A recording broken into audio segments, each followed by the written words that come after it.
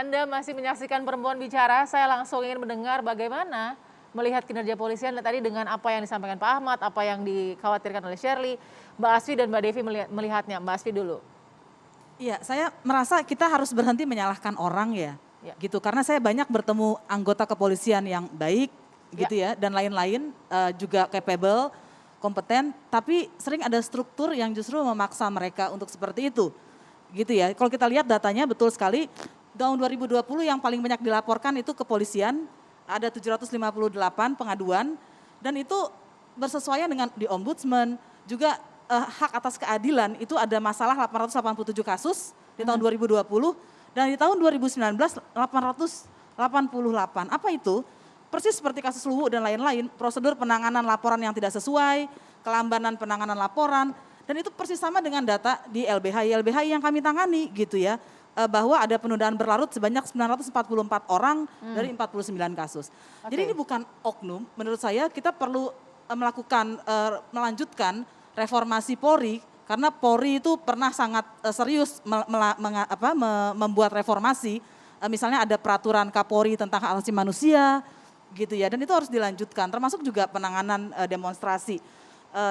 Dan karena data-data ini bukan persoalan oknum, ini bukan persoalan anggota, tapi ini ada sesuatu yang lebih besar yang tentu saja harus melampaui hari malam ini gitu ya. Kita harus memanggil orang-orang yang ahli di soal kriminologi, institusi dan lain-lain dan kemudian melanjutkan reformasi Polri. Jadi ini bukan situasional, bukan kasus per kasus, bukan orang per orang. Ini adalah masalah struktur. Iya betul, karena kalau kita lihat datanya, data di manapun di melintasi Polda itu serupa gitu ya. Kemudian kalau kita lihat data-data institusi-institusi negara, dia juga serupa, identik. Gitu. Itu kan bukan oknum berarti. Oke, Mbak Devi, tadi kan Pak Ahmad bilang, polisi juga manusia, pasti manusia bisa melakukan kesalahan. Tapi dalam kacamata sosial nih, bisa nggak sih masyarakat menerima, iya polisi boleh salah deh gitu? Gini, kita sederhananya. Ya baik, kita perlu lihat juga secara jernih melalui data penelitian. Misalnya per September 2021 itu lembaga-lembaga riset yang artinya bukan lembaga riset sembarangan, itu Carta Politika dan sebagainya, itu mencatatkan justru polisi menempati posisi ketiga sebagai lembaga yang terpercaya yang tingkat kepercayaannya di atas 70%. Artinya kalau ada 10 orang Indonesia, 7-nya percaya. 3-nya yang tidak percaya misalnya. Nah menariknya apa? Karena ini sejalan sebenarnya dengan angka kejahatan yang menurun.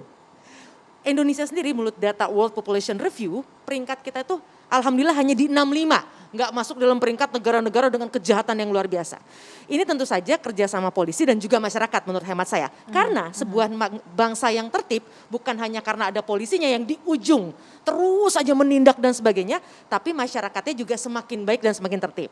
Nah poin saya adalah kalau kemudian misalnya ada muncul harapan-harapan publik melalui media sosial dan sebagainya, itu wajar. Karena gini, survei di seluruh dunia, mau di Rusia, mau di Amerika dan mana-mana, masyarakat itu memang lebih senang mendengar berita-berita yang berisikan kebencian, ketakutan, kemarahan. Jadi hal-hal yang tadi disampaikan oleh Pak Ahmad bahwa sebenarnya banyak polisi yang gugur, yang menjadi korban, itu pasti tidak akan naik. Yang pasti naik adalah informasi-informasi yang mewakili. Kenapa menurut Mbak Devi hal itu tidak naik, tidak viral? Ini tren seluruh dunia Mbak, bad news is a good news selalu. Berita yang buruk itu pasti sesuatu yang akan menarik perhatian publik. Kenapa? Karena memang itu kan meningkatkan emosi. Nah kalau sesuatu yang baik ya udahlah, kalau misalnya ada polisi meninggal pasti komentar masyarakat kan bukannya tugasnya ya. Atau kalau orang-orang di lembaga pemerintahan manapun, oh bukan tugasnya ya. Dan surveinya apa? Di Amerika juga demikian, justru sama nih. Survei warga Amerika dengan warga Indonesia menariknya sama bahwa polisi di sana pun menempati peringkat ketiga yang dipercaya. Oke, berarti kalau 10-7 percaya, 3 enggak ya wajar. Artinya memang pasti perlu banyak perbaikan juga dari institusi kepolisian. Tapi artinya kita perlu jernih juga bahwa bukan berarti sepenuhnya masyarakat nggak percaya. Karena kalau bicara kasus apa sih yang paling banyak? Ternyata yang paling banyak terjadi dengan rakyat itu ya pencurian dan sebagainya. Dan itu kan kenapa tingkat kepercayaan tinggi? Saya optimis karena itu juga penyelesaiannya banyak. Memang ada kasus HAM, memang ada kasus perkosaan. Dan itu bukan berarti tidak penting, itu sama pentingnya. Nah ini yang mungkin perlu kita dorong agar penyelesaian kasus HAM, penyelesaian kasus pemerkosaan sama baiknya dengan kasus-kasus yang setiap hari rasakan oleh masyarakat seperti pencurian dan lain-lain. Oke, saya ingin geser ke sebuah kejadian ya, yang kita lihat ini kalau tidak salah di beberapa hari lalu ya, seorang mahasiswa yang bernama Muhammad Faris Amrullah, seorang mahasiswa di Tangerang yang ikut demonstrasi pada saat itu ada hari ulang tahun Tangerang kalau tidak salah ya, Kabupaten Tangerang. Nah ini adalah video yang kita akan perlihatkan, paling tidak kita mau lihat perspektif seperti apa dari kita semua ini.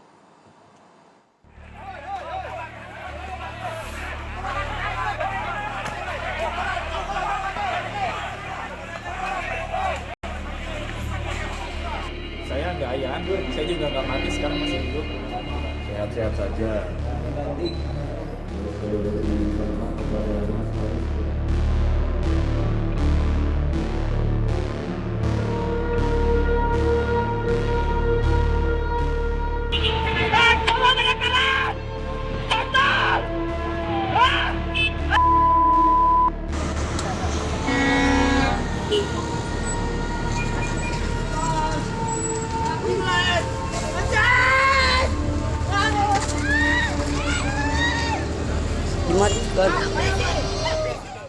Baik, saya mau dengar dulu dari Pak Ahmad. Pak Ahmad, tentu di lapangan bukan hal yang mudah ya ketika harus berhadapan dengan situasi seperti ini. Tapi apa yang kita lihat saat ini soal kasus dengan mahasiswa Tangerang dan mungkin tadi di Deli Serdang, apa sih Pak yang menjadi evaluasi di tubuh kepolisian saat ini soal kasus itu? Baik. Saya katakan bahwa sesungguhnya medsos ya merupakan sarana kontrol ya. Itu sebenarnya menguntungkan bagi institusi polisian. Selain ada pengawasan internal, kita juga terbuka. Kita ada aduan masyarakat, kita ada propos terbuka ketika ada masyarakat yang merasa tidak terlayani dengan baik. Ketika ada masyarakat tersakiti oleh pelayanan kita terbuka. Jadi sekali lagi kami senang adanya medsos sebagai sarana sosial yang menjadikan bagaimana kontrol terhadap internal kepolisian jadi lebih baik. Terkait tadi bahwa pimpinan Polri tidak pernah tinggal diam terhadap pelanggaran atau penyimpangan yang dilakukan. Katakanlah yang di Tangerang. Di Tangerang itu adalah sebuah tindakan yang tidak sesuai dengan prosedur, di mana anggota Brigadir NP yang sedang melaksanakan tugas dalam rangka pengamanan unjuk rasa, tapi tidak sesuai prosedur. Artinya tidak ada prosedur yang struktur. Ketika ada masyarakat melakukan seperti itu, harus dilakukan seperti itu. Artinya sekali lagi, bukan struktur. Kalau struktur, berarti itu aturan. Tapi ini oknum. Dia berbuat, tidak ada petunjuk SOP ketika ada pengunjuk rasa berbuat seperti itu, maka tindakan yang dilakukan oleh anggota harus seperti itu. Itu yang saya bilang oknum. Kecuali ada perintah SOP-nya ketika ada masyarakat melakukan ini, maka yang dilakukan petugas seperti ini. Itu namanya struktur. Tetapi ketika ada SOP yang dilakukan dengan benar, dan dilanggar oleh anggota, itu namanya oknum. Dan atas perbuatannya, oknum itu harus bertanggung jawab. Saya sampaikan bahwa yang bersangkutan sudah ditahan. Itu merupakan sebuah wujud tanggung jawab kepada anggota Polri atas perbuatan. Kemudian kemarin juga sudah kami sampaikan, Kapoldanya pun sudah menyampaikan permohonan maaf atas perbuatan anak buah. Jadi maaf, bukan kami tidak terima, kami terima koreksi, tetapi sekali lagi ini oknum, bukan struktur. Tidak ada SOP yang memerintahkan tindakan seperti itu. Baik Pak Ahmad, sangat jelas kami terima poinnya adalah apapun atau siapapun dalam pihak polisian yang tidak menjalankan struktur atau SOP yang sudah ada di tubuh Polri adalah oknum, begitu ya Pak ya. Kita akan ikuti bagaimana, tadi juga Pak Ahmad sudah bilang bahwa sudah katakan bahwa yang bersangkutan juga sudah ditahan saat ini ya Pak Ahmad ya, untuk mempertanggungjawabkan perbuatannya. Oke, kita akan sambung lagi perempuan bicara, tetap bersama kami.